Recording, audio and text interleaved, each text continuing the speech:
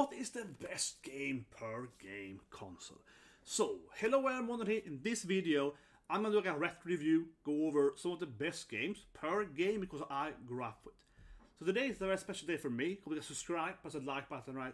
And I wanna go over the games that are most important to me in my life. Like the games that made me who I am away, the games that made my life, right? So this video then again is like a retro review to some extent of the best games per console, but also a little bit of like life stories, right? Oh, I remember I got that game, we did that thing, so on, right? And lastly, some cultural stuff. Because I work with gaming, right? And behavior and research and so on. And there's some games that I found very fascinating, right? From a cultural standpoint. For example, Tony Hawk Pro Skater. It's actually a huge, important like milestone in gaming culture. Coming to that later. Because first of all, then of course, Super Mario Bros. Right? This is the first game I played actually. It's very cliche, but yes, I did actually grow up with Super Mario Bros. The thing is that Mario always is a great game, right? You can play the Metal and so on. But I actually grew up playing it as a two-player game because things that I actually never owned a Nintendo as a kid. My first console I owned was Super Nintendo.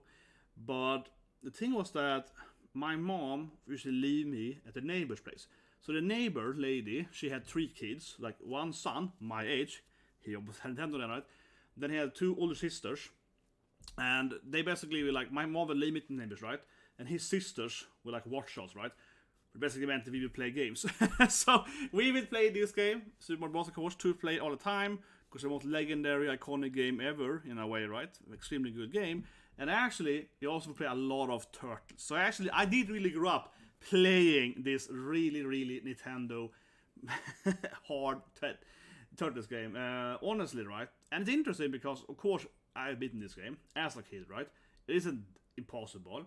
And I think that is interesting from a cultural standpoint, or rather like a gaming development standpoint. So about 10 years ago, or more now old, I wrote a paper about how action games have changed from being much harder to easier, right?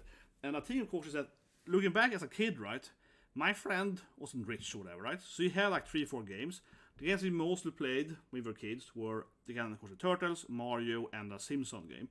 And those are the main things we played, right? But this game lasted for years for us, right? You know? The game was so hard, it took us like, of course we were kids, but still, it took us like many attempts to finally, you know, be able to play this game all the way through. And that was like interesting. Right? Today, I obviously have Elden Ring or whatever, Souls games and so on, but they aren't actually that hard to play these games. And yeah, you can see where I'm coming from. I do miss this thing. I miss buying a video game and knowing that, no, it takes me like 500 attempts to beat this game. I do miss that, right? The game definitely gave you value from the hardship, right? Definitely. But anyway, that's my Nintendo backstory. Then in my life, I got my first own console, which of course was Super Nintendo. So the first game I had was Super Mario All-Stars, of course then.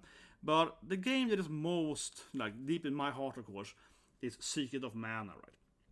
So I've always been a big JRPG fan, and you're gonna see later in the video we're gonna come into a lot of JRPGs, right? I collect JRPGs. I have like 300 something like that. So I have like every JRPG ever released basically. So we come into that later.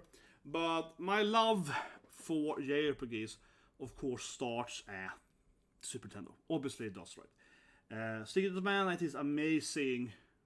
You know, it's just amazing game. What can I say? It's like a role-playing game. You play it as up to 3 players, but you just play 2 players, right? It's actually real-time with pause, like pseudo real-time, right? It's an amazing storyline, if anything. That's one of the best part of it.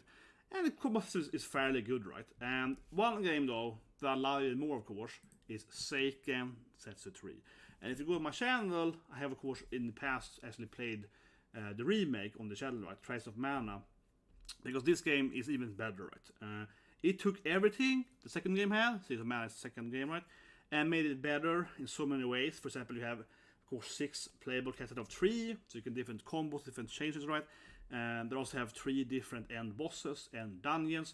So its replayability was amazing. And just like the first game, Secret of Mana, you could play this game, right, you know, with your friends. And I have a link below because I already reviewed this game in a review, like last year or whatever. And yeah, like me and one of my best friends, we would play this game all the time, right, you know. I would be Kevin, he was Duran, and then we could beat the game, we could read, you know, with 3 other characters. it really had high value, and I think there's a lot of reason why both these Mana games are, deep in people's heart, right, from the SNES era. Because while you have other games like Chrono Trigger, Final Fantasy, and so on, right, Battlefield 2, whatever, this is like the game, right, to play multiplayer on. Yeah, this and the other Mana game are like the only, basically, like multiplayer games. So they were very special in that sense. But also, again, the storyline in this game is amazing. Some other games that I mentioned, of course, are those games. Other games we have for SNES would be like Mario Kart, of course, a lot. Some other games I play. One game that I played a lot, actually, I really like, is this like Donald Duck game, actually. Which like Mario Mallard Detective, whatever it's called. And also, one game we played a lot with my friend was the Mickey Mouse adventure games. Where you have Mickey Mouse hitting costumes. It's pretty good, actually. And of course you have Touch in Time. Yeah, I mean, I think a lot of games we played were those games otherwise, Touch in Time, definitely a lot. And similar games to that, right? But for me, Secret of Mana and so on, so it's going to be the start, right, for my huge JRPG love, right, my Japanese role-playing love. But generally I like role-playing games, of course, Western as well, but I mean, regardless, I would say that my role-playing was started with the Mana games, yeah. So a huge part of my life, right, because I wrote my thesis about role-playing games, and I worked on like 3 role-playing games. I worked on FS7 Remake, I worked on another role-playing game and so on. So I worked on a bunch of role-playing games, right? So you can imagine that this is like a huge part of my life, right? Like I get the role-playing games. You get the point. It's like here it kind of starts, with the role-playing, the love for the RPG games, definitely. I'm wearing my FF12 shirt, right? So you can see that, of course, coming later in the video. Another game, though, it's very important for me growing up, is Sonic the Hedgehog 2.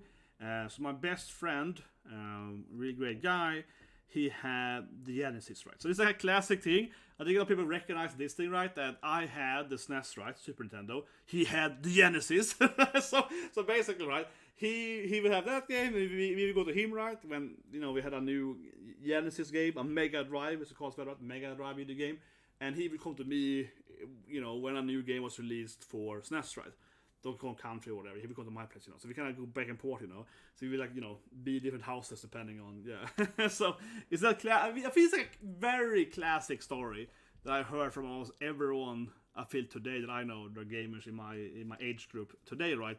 That is like, yeah, when we were kids, you wouldn't have both consoles. You would have one console, and you had the other guy having the other console. Yeah, that was how it was. He didn't actually have the first game, so I never played the first game as a kid. Actually, I played as an adult.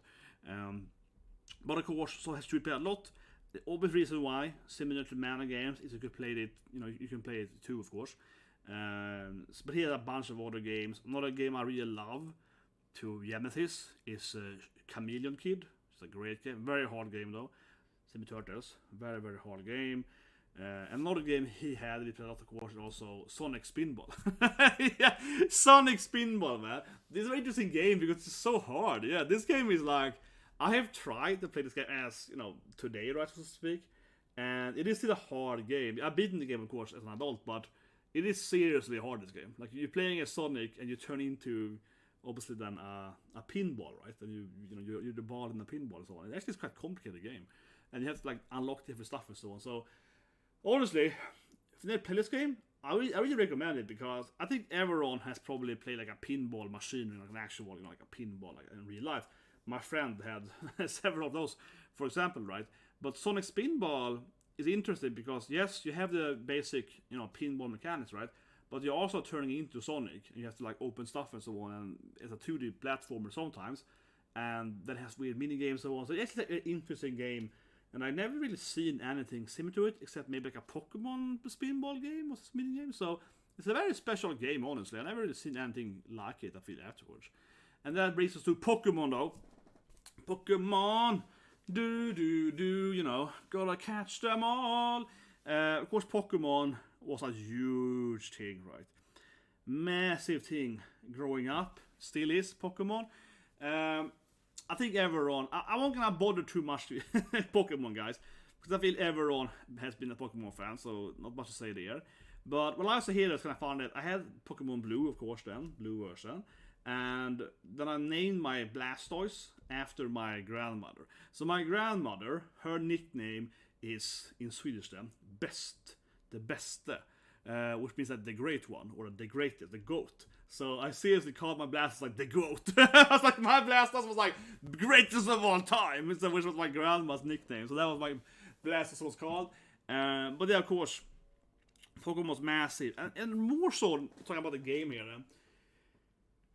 As I really grew up, right, with the Pokemon arriving, right. I think a lot of people may watch the video. You should play Pokemon, but I don't think everyone has actually growing up with it, so to speak, right? And I mean growing up as it actually arriving when you were a kid, right? So my brother also likes Pokemon, right? But he's younger than me, so he kind of, when he grew up, Pokemon was already established. If you know what I mean. I actually grew up in a time before Pokemon, but Pokemon then came in my life when I was like in middle school, and it really was like a massive thing in so many ways. So I just want to talk a little bit here because the game, of course, was really fun and it was interesting, right? You had to use your game, I had to use a Game Boy and connect them with each other and that stuff, right? The trade and so on, that was interesting. And we had a lot of, tournaments with friends and so on, right? A lot of that stuff. So it was really fun. Well, in one way, Pokemon was really interesting, I think, back in the days, because today, right, you can go online, of course, and trade and so on, which of course is convenient. But back in the days, Pokemon was like an interesting game because really we go home to one of my friend's house, and we would play, Pokemon tournaments, right? Ron Robin, we go home to him. We had one game we each, right? And we go home to his place, and so there was like an interesting thing how that actually made you play differently in that sense. And otherwise, what I remember so much was a Pokemon trading card game, but not the trading card game. Sorry, the actual, it's like Pokemon collecting game. Yeah, they had its other Pokemon cards. They weren't actually the cards you played with. They were just like imaged Pokemons. Those were really popular when I was in school for like a year or so. Yeah, in my school, incredibly popular. These like, just not actual the trading cards.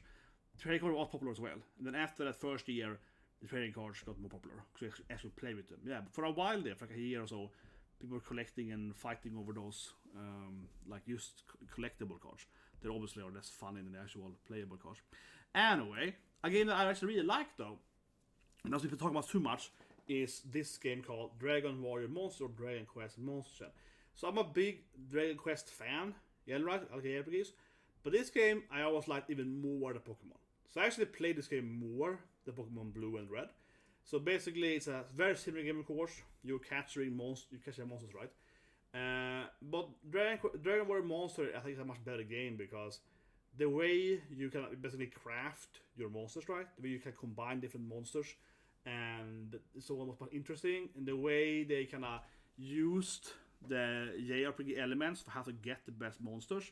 You have to capture them as specifications. You have to read different books in the game to understand how to get the best monsters, and there's a lot of riddles and so on. It was very interesting for my game. This of course before we had Google, so you had to actually understand the game by yourself, and it was interesting.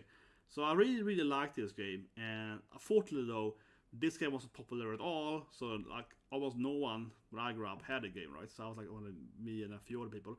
Pokemon was way more popular, but this I think was a better game than the first Pokemon game. But still though, I played the later games too, and I still like the Dragon Quest, Joker and so on. But yeah, this was a really good game, I think. Actually probably my favorite Game Boy Color game. Then we have 64, which is Goldeneye. Yeah, for me it's Goldeneye. Sure, we have Legend of Zelda, we have Super Mario 64 and so on, right? But I would say the Goldeneye with James Bond was the big thing. Yeah, this game we played this game so much. We spent a lot of time. Okay, so in my life around the 64 era, we spent so much time in my house because I had the biggest room. Basically, I had a very big house, I guess, roughly speaking, compared to other people, or at least my own room then, right? So I had quite a large personal space, whatever you call it, right, for a teenager. So most of my friends come to my place, right? Now I had, of course, several controllers, but even before I had my own four controllers, right, for 64, of course I had 2, and my friends could bring 2 and so on, right? So we really spent a lot of time at my house playing the 64 games, but especially GoldenEye. This was the game I played the most by far. So I have incredibly amount of memories of different GoldenEye, different stages, and trying to beat every stage on the perfect difficulty and so on, right? But especially a lot of them, of course, free for all, 4 players and so on, right? Odd Job and Yas and so on, yeah. Bunker, Odd Job and so on, yeah. It's classic stuff, right? Of course, we also played a lot of Perfect Dark later on, that was released, and Perfect Dark is an amazing game. Perfect Dark is, of course, hands down a better game than Goldeneye. It's a better game, and to this day, Perfect Dark, I think, is still one of the best FPS games out there, because how the mechanics work are so fun in Perfect Dark, how like the Dragoon works and laptop and so on. There's so many Farsight, there's so many interesting game mechanics in Perfect Dark that I wish that all the FPS games still had, right? So that is unfortunate, because I like playing FPS too, and I worked on Call of Duty, I worked on like 3 COD games and so on. I mean, I worked on a lot of FPS games because they're popular, right? And I always missed that we couldn't make more of like Perfect Dark or something like that. They're more fun, But the thing is that I don't want. What can I say? Like Overwatch and Team Fortress or whatever, they're fun too. I like this game as well, of course, but they to me are like too out there, right? I still like them, don't get me wrong, but they're too out there. Perfect Dark is kind of out there, but it's kind of like also kind of like grounded. Like, what I mean is that basically your character is still just a normal human with like, you have no abilities, but you have really weird like, game mechanics around it. So yeah, I don't think it's a popular FPS game right now at all that is like Perfect Dark. Goldeneye, of course, is kind of more basic, right? But still, a good game. And another game, of course, is Diddy Kong Racing. I had to bring it. Oh my god! I think I'll be playing Mario Kart, but not Diddy Kong Racing. My god, this game is gold. I love Diddy Kong Racing. We play this game so much. Oh my god. I mean, like I mentioned earlier, Mario Kart, of course, I have a Super Nintendo right there. Everyone's played Mario Kart. Of course, I had Mario Kart for GameCube, Mario Kart for whatever, right? But Diddy Kong Racing is still the best one. And honestly, right? Oh, I'm so saddened. I'm really genuinely saddened that we're never getting a Diddy Kong Racing 2. Obviously, Rare has for a long time not offered Nintendo, right? The whole Microsoft Nintendo thing.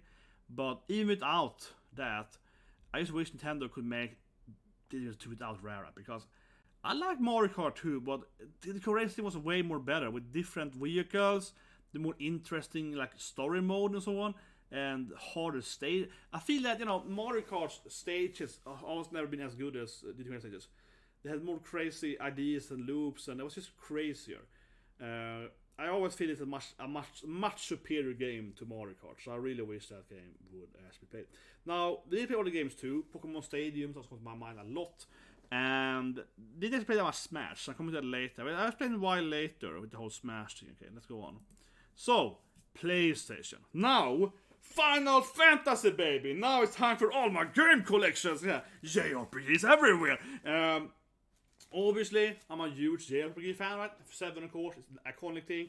Here we have Chrono Cross. This is FFT, with Cloud part of the game. Breath of Fire 3. I think I have it here. Here's the Breath of Fire 3. What do we have here? Here we have Wild Arms. Wild Arms. Legend of Mana. I thought about the Mana games earlier. Legend of Mana. Vagrant Story. And then, of course, we're chasing that tape now then. Suikoden 2, guys. So, JRPGs, right? My biggest collection, my favorite genre. I love JRPGs, and especially games like Suikoden, right? It's also the most expensive game to PlayStation 1. So, I always have it in like protective plastic. So every time I make these videos, I gotta go and get my games from my protective glasses. This here is like Breath of Fire 3. This is so expensive. You see the thing? It's called 550 kroners, which is like $100 basically. Yeah, at least more than that. This game was so expensive for its time. Yeah, like it's super expensive. Breath of Fire 3, of course, playing as Ry, the dragon. But you get the point, right? I really, really love JRPGs. Of course, there are other games too that I liked PlayStation 1, right? But yeah, role-playing games. And PlayStation 1 is like the best console ever. It has all the great games, right? You have your, of course, Final Fantasy 7, 8, 9, right? Obviously, massive, great video games, right? Followed by, then of course, Suikoden 1 and 2, Breath of Fire 3 and 4, Vagrant Story, which I held. Vagrant Story, which is like super good, right? I love Akiko Yoshida, right? Matsuno and so on, yeah. Vagrant Story, of course, a very iconic game. I can play maybe. There we go. Yeah, Vagrant Story, of course, incredibly good game. This is the game I want to see a remake of the most. I'm not so close to having a remake, but I really want to see Vagrant Story. It's an interesting game. Parasite Eve is probably the closest thing to it. Yeah, like it has the most interesting mechanics. It's pseudo real time. You see the art, same person as it's on like a Nier and so on. The very interesting art style, of course. FF12 as well. So obviously, very sorry to see it. I'm not gonna go into details of every game here, but yeah, a lot of those games, and they bring a lot of stories. And I think that if you look outside the game mechanics, I think a lot of people, you grow up reading books or whatever you're into, right?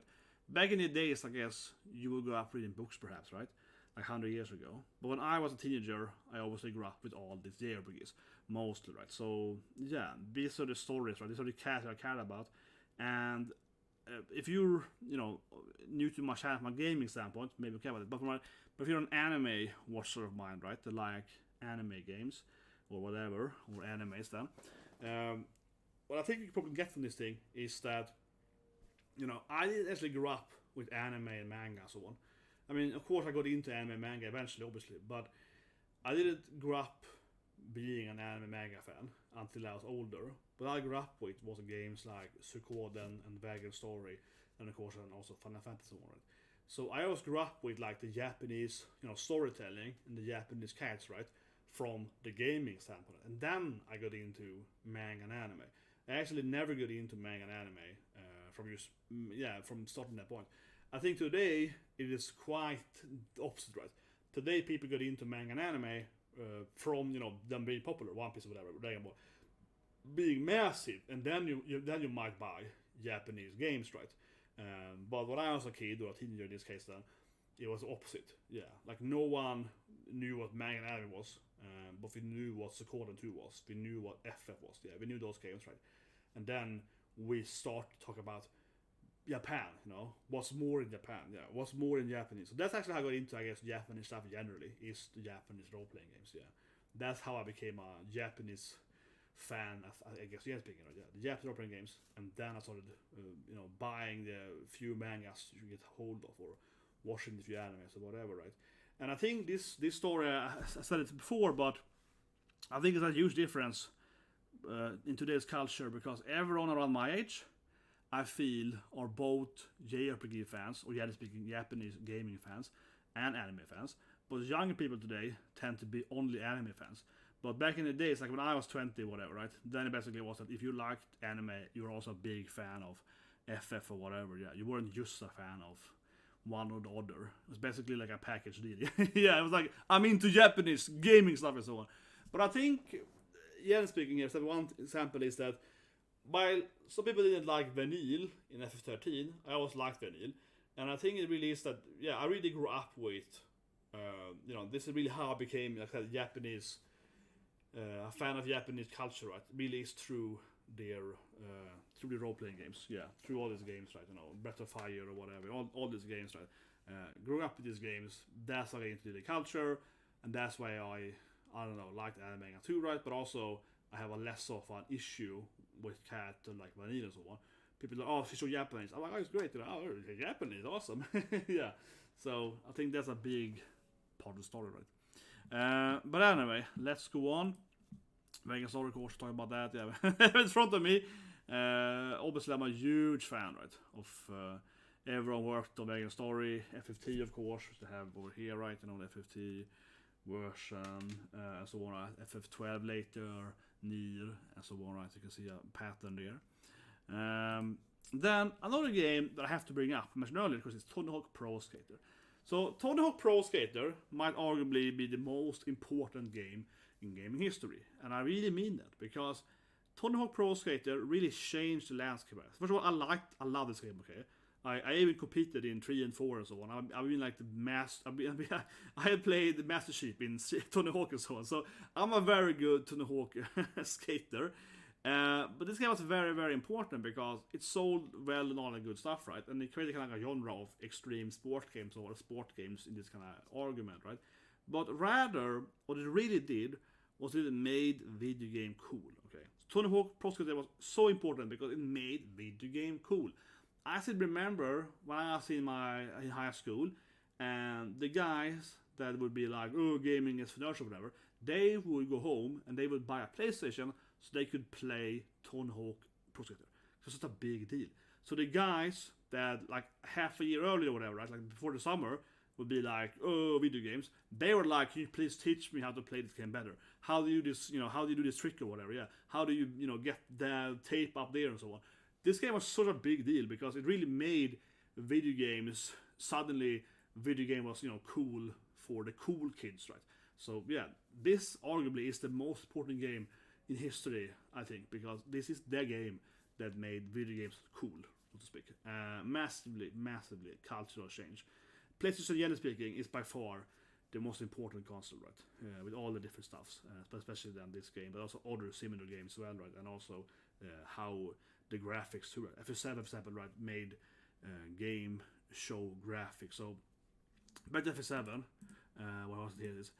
In FF7, for example, I remember I could bring home people from school, right? Like people in my classmates, whatever. I could bring them home and I could show them the cutscenes, right? And everyone at that time was like, whoa, yeah. It was like they didn't understand the storyline, they hadn't played the game, but it was like, my God, the graphics were so good in this game that really, people were so amazed, right? So PlayStation also delivered on that as well, right? It was the first console to have graphics.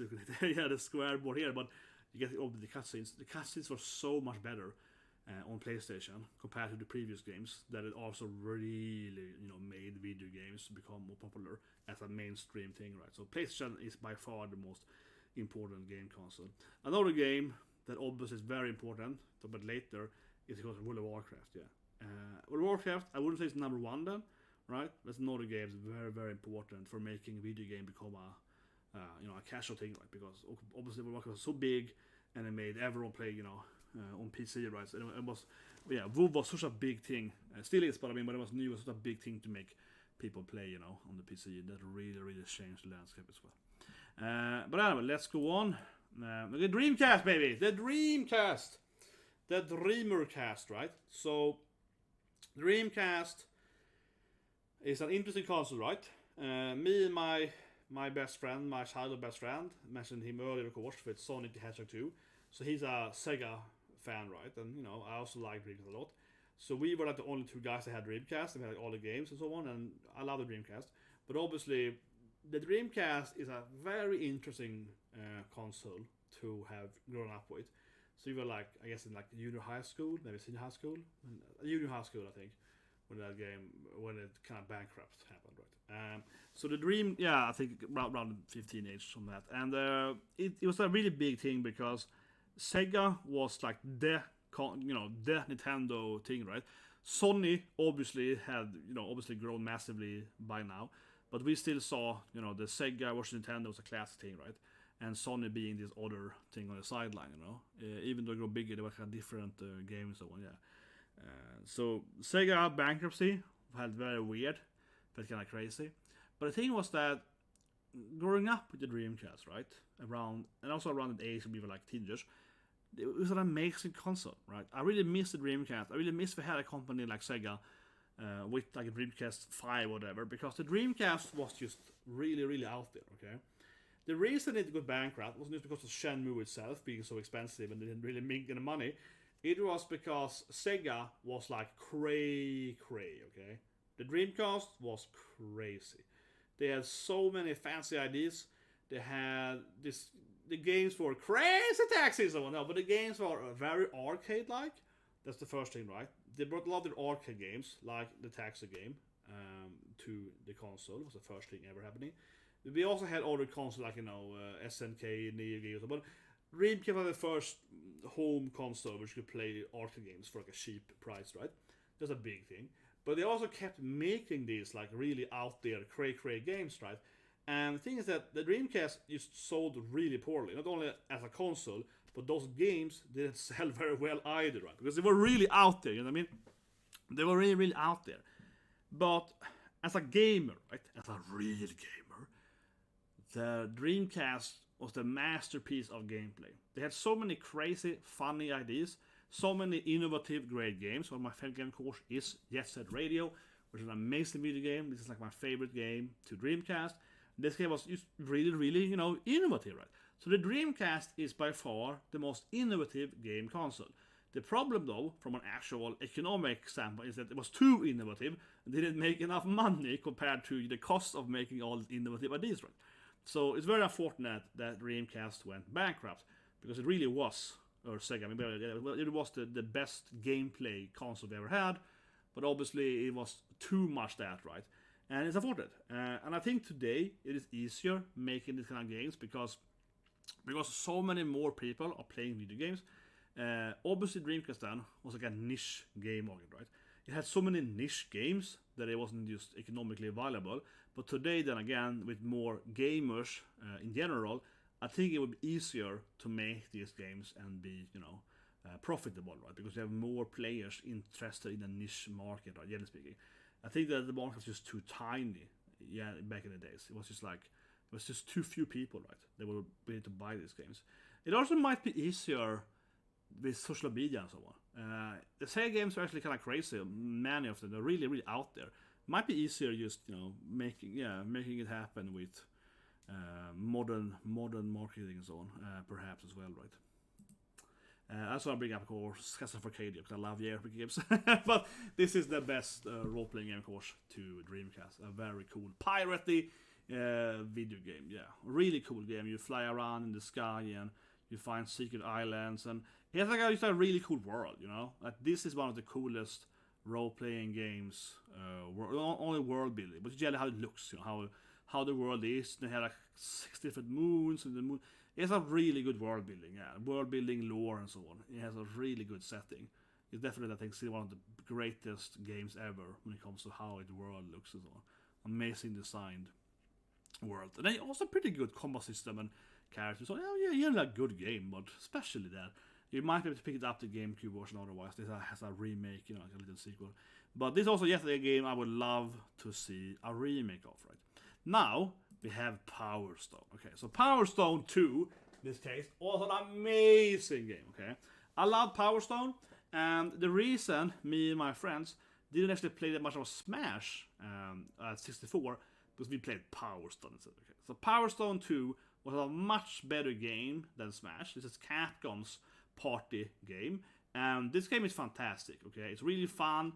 You have four player characters, all right. You have really cool items, and a lot of the items just found in this game has later on been straight up ripped by Nintendo. Yeah, because this game had that find the 3 power stones, get the power up, and so on. We'll see the later Smash sequel. So this game was the pioneer of the real good ideas.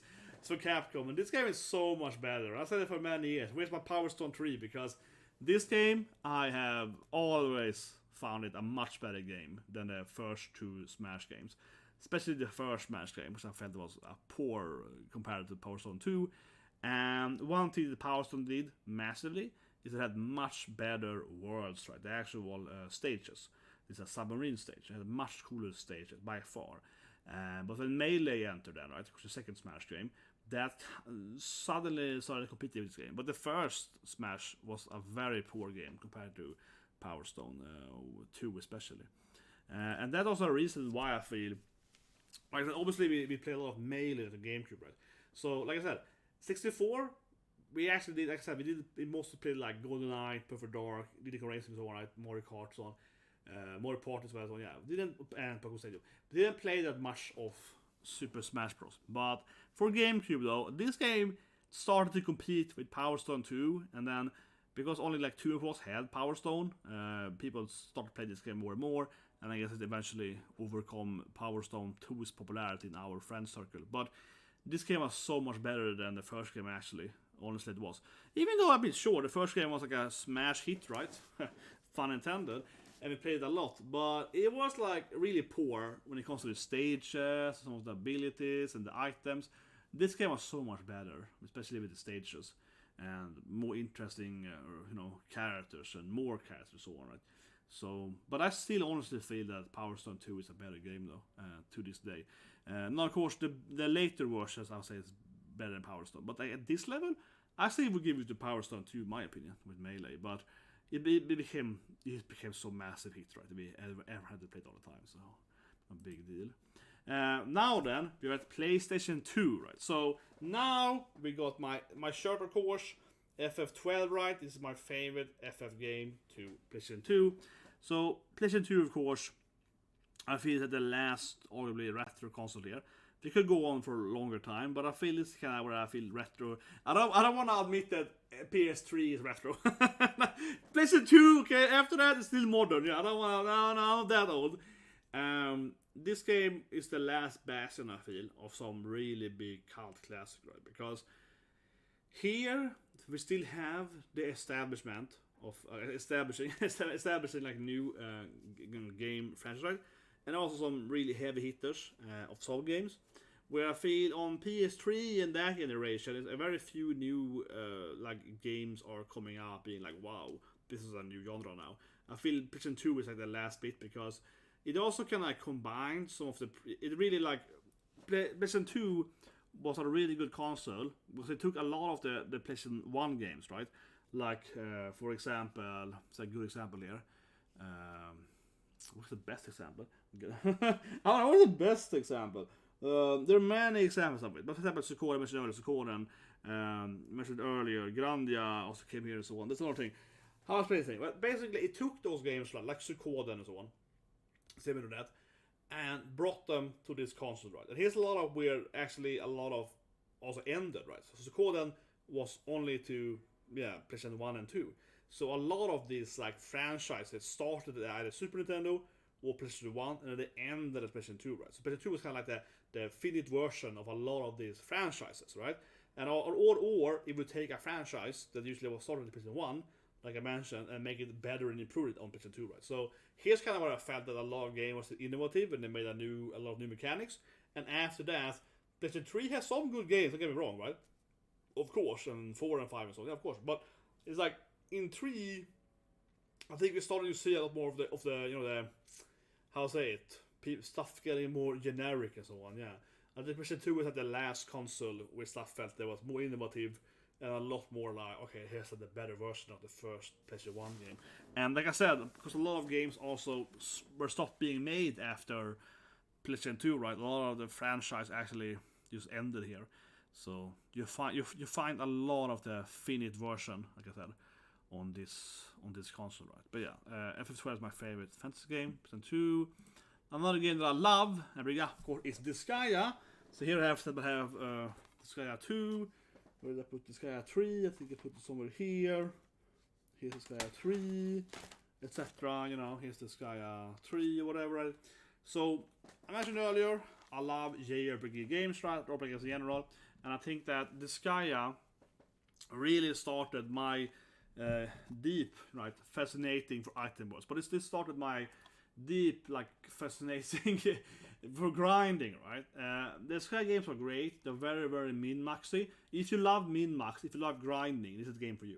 This is the best game ever made for grinding, right? Like, you really want to, do builds and so on. And Disgaea 1, I have every Nippon game. Disgaea, Makai Kingdom, Phantom Brave, Soul Nomad, I have all those games, right? PlayStation 2 is the console for Nippon Ichi games, like the Disgaea games. So that's over here, right? And then that's where I really found my love for these like hardcore min-max games. That being said, though, I mentioned earlier FF10 and so on, right? And obviously have some more stuff here. We have some Fire Emblem stuff, and this thing, Fire Emblem. Mentioned FF10 earlier, right? And so on. So of course I've always been a huge fan of the tactical games, right? So my favorite genre, really specifically, personally, I would say are games like Fire Emblem, right? Like the Japanese tactical roleplay games, TJRPG or STRPG. I used to call them TJRPG, tactical Japanese role-playing games. That's like my favorite genre, like Fire Emblem as well. Because it combines that, strategy elements, right? The min-max, the grinding, the builds, right? The tactics, with the course typical, role-playing elements, storylines, characters, and so on, right? So, but I think that the Disgaea is like the perfect example of that. And I played all of Nippon Ichi's game basically, right? It's a huge part of my life. And then we have PC games. And here's of course a very similar game, right, to Disgaea, Heroes of Might and Magic. Yeah, so I really love Heroes of Might and Magic. This is like arguably still my favorite PC game. And like I said, right, I'm a huge fan of, Disgaea and so on, right? These games are very similar, right? It's a tactical game, it's turn-based, and you have XP, right? You have your heroes, they get levels, you discover new stuff, right? You build new stuff, you min-max the different armor and so on.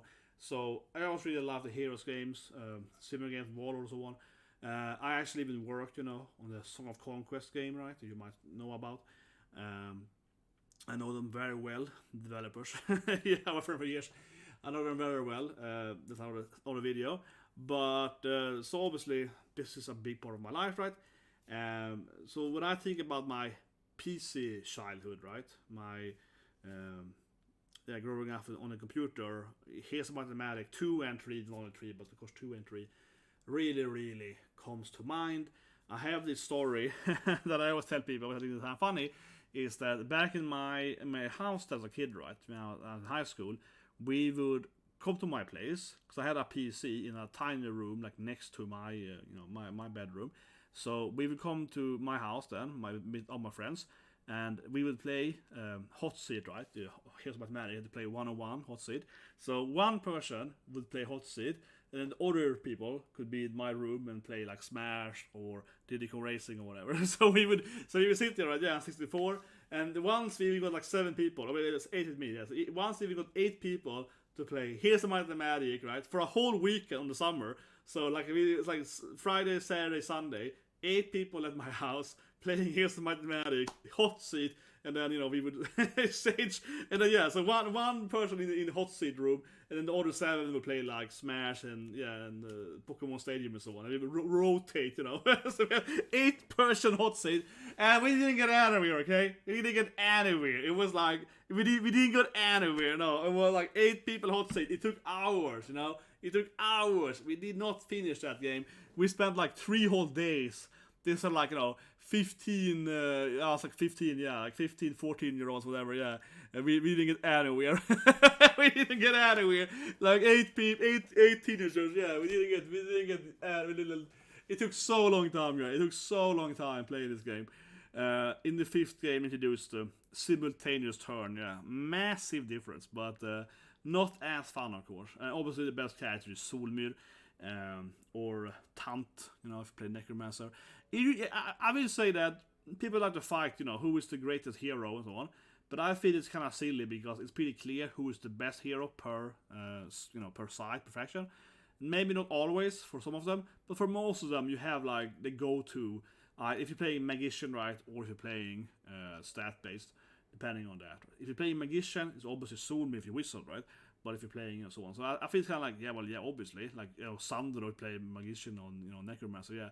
But I was a lot of debate because I don't know how many times I've debated this over the years. Who is the best, Sandro or Solmyr? And so how many times haven't I debated that? But I think that in the end, to me, it's a nonsense question because when you play this game, I mean, normally you don't play the same faction, right? When you play with your friends and so on. Usually you ban that. You have to play one faction each. And I always feel like, well, obviously, like Necromancer is better than Wizard as an actual faction. So, well, Sandro is better than Solmyr because they have better units, like the vampires. So it's like, yeah, that's kind of for me. Like, well, yeah, I got Tant and Sandro with Necromancer, which is a better, general unit, guys. So that's better. Titans are pretty good, but I mean, vampires, guys, and so on, and Lich, and Power Lich, yeah, come on. And obviously, Necromancer spells in general, the passive is much better. And I always find it's funny that this game are not balanced at all. No. Like Rampant? No, that's terrible. Yeah, who's playing Rampant? That is terrible class. Yeah, like terrible units. I guess I got the highest, I guess. But anyway, yeah, play this game a lot, right? And similar games, but yeah, this is like my favorite, of course. Also play the 4th game a lot as well. We have the Heroes Fight and so on. I actually like the 4th game more than people usually do. The 4th game's campaign on Impossible mode, which I could have beat that, is a much more fun than a 2nd and 3rd game because you have to use your heroes and level them up so they can actually do stuff by themselves, which makes the campaign a lot interesting because you carry over your levels, so you can it's really hard in Impossible, of course.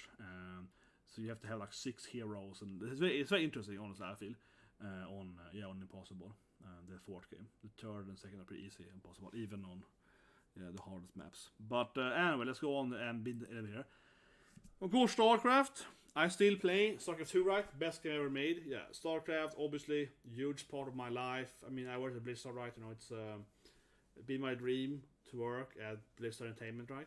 I played StarCraft, and obviously also Warcraft and so on. But yeah, StarCraft 1 was such an amazing game.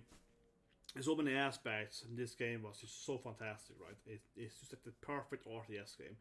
The thing is that people understand, I think, is that when StarCraft was new, it really was like such an amazing better game than anything we had before. Because I grew up, you know, playing like Command and Conquers and other games, Warcraft 2 and so on as well, right? So we had other RTS games and strategy games, like Mathematic.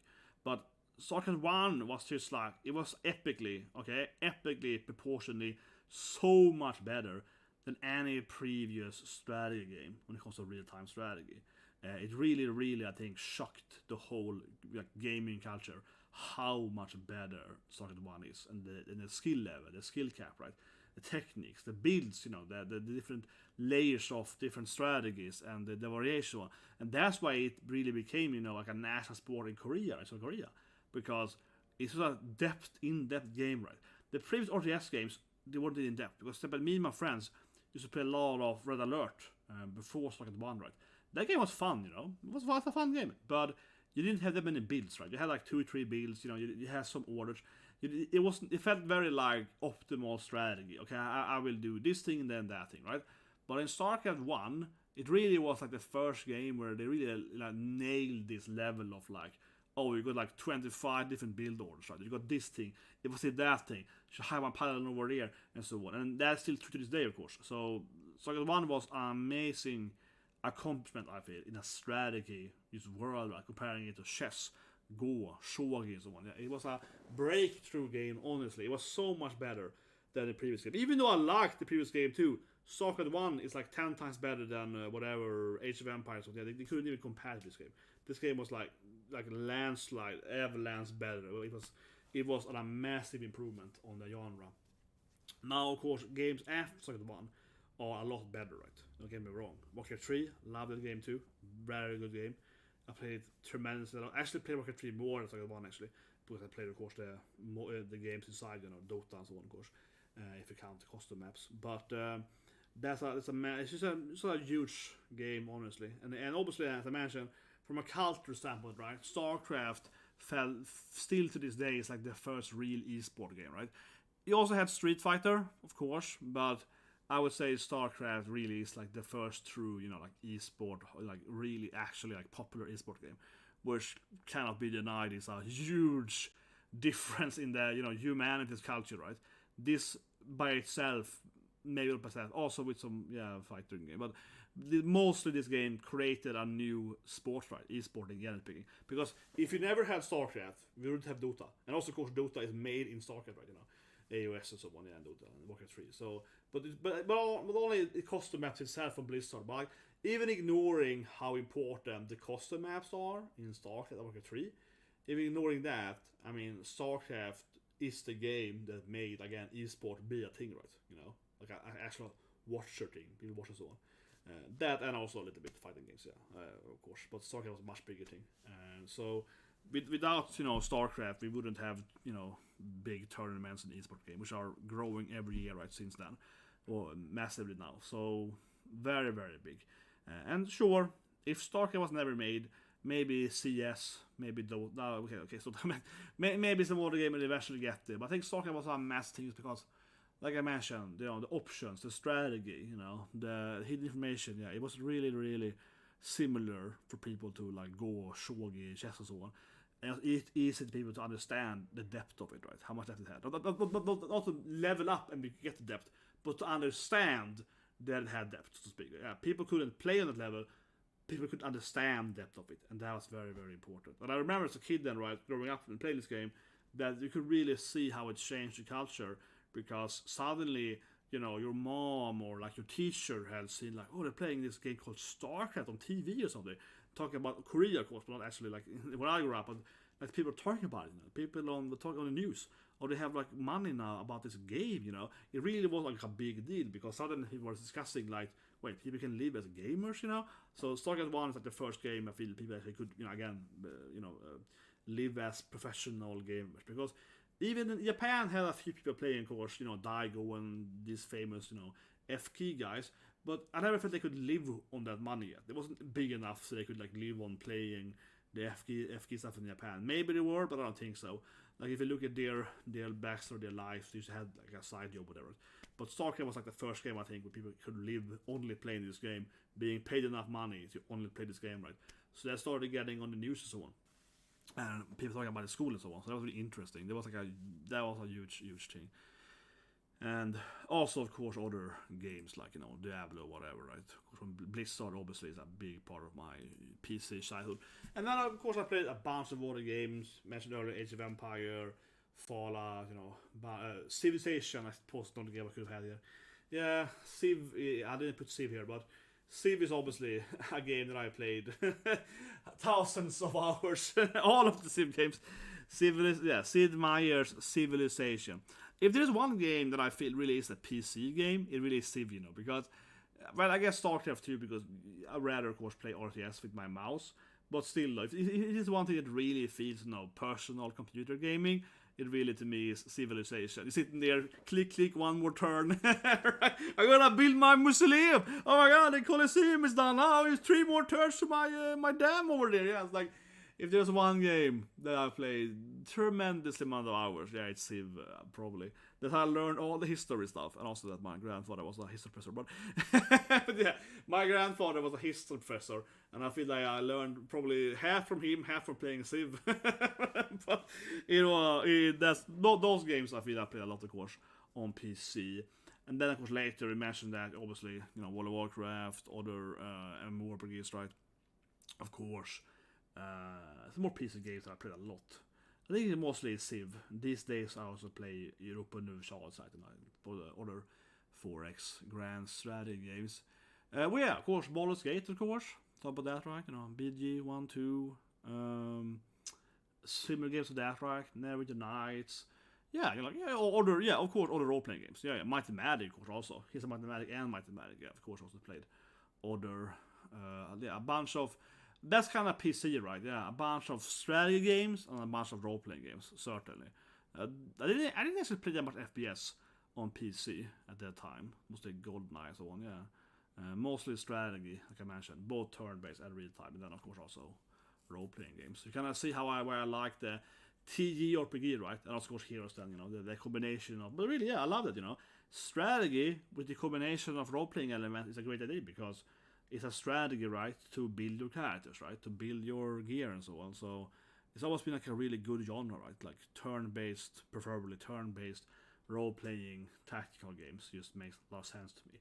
It's always going to be a genre, I feel it's going to be popular and retained, right. But anyway, guys, that's a long video, longer than I expected, even for me, but, some other games, and obviously, I could mention a bunch of other games, right. But I feel, like I said, PlayStation 2 is kind of like where I feel retro ends for me. I want to go into the later consoles, and this is roughly, I guess, when Xbox also enters, right? But honestly, and I say the last then, you Xbox fanboys come at me, but I don't think Xbox has done anything for the gaming market. Xbox with Microsoft has done anything. Seriously, I don't think so. Halo, of course, is a big game, but Halo is like the only game that I can say really did anything. Because the thing with Xbox is that I never felt that it innovated anything. Except Halo. Yeah, like what else did it do? Like no other games. And that's like a huge issue, right, for Microsoft on the last console. Haven't seen it yet too much on this current generation consoles. But in the previous one, PS4 console, Microsoft lost that, right? Because they have no unique games, right? There's no exclusives. And I always felt the thing for Microsoft. I can't honestly really say any games I felt was like, wow, that's a Microsoft game, right? Back in those, except Halo. Then. Yeah, it always is Halo. Without Halo, like they probably would have discontinued Xbox, right? Because that was the only seller they had. I guess Gears of War was big too for a while. Yeah, I think about it. But honestly, like, I mean, generally, I can't really think of anything else to be played.